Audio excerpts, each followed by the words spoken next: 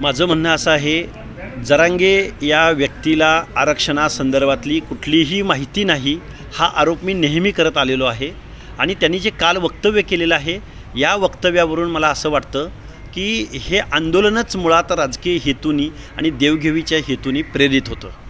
जरांगे जर 100 कोटी रुपये कुणी घेतले कोणी असे जर आरोप करत असतील तर माझं म्हणणं असं आहे की जरांगेंची आणि जरांगेंच्या भोवतालच्या सगळ्या लोकांची चौकशी या शासनानं निपक्ष पद्धतीनं केली पाहिजे।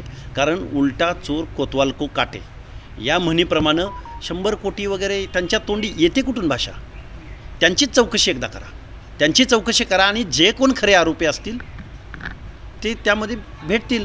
आणि मुळात महाराष्ट्रातल्या लोकांना मला असं आव्हान करायचं आहे की बाबा आरक्षणाच्या नावाखाली सामाजिक न्यायाच्या भावनेच्या दृष्टिकोनातून आरक्षण दिलं गेलं आहे। गोरगरिबाच्या अन्नामध्ये सामाजिकदृष्ट्या मागासांच्या अन्नामध्ये माती कालवण्याचा हा प्रकार आहे। त्यामुळे जरांगे साहेबांची चौकशी झाली पाहिजे असं माझं मत आहे। शंभूराज देसाईंना त्यांनी आव्हान केले की माझ्याकडे यादी द्या, कोणी कॉन्ट्रॅक्ट घेतलं, कोणी पैसे घेतले।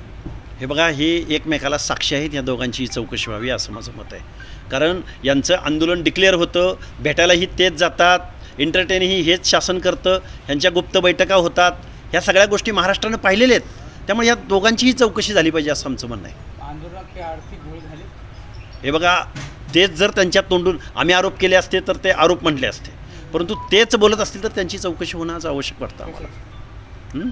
आर्थिक घोळ निश्चित हे आंदोलनच मुळात सामाजिक न्याय, गरजवंत मराठा, गरीब मराठा हे फक्त दाखवण्याच्या गोष्टी आहेत, पण खायचे दात यांचे वेगळे आहेत। हे राजकीय हेतून प्रेरित हे आंदोलन आहे।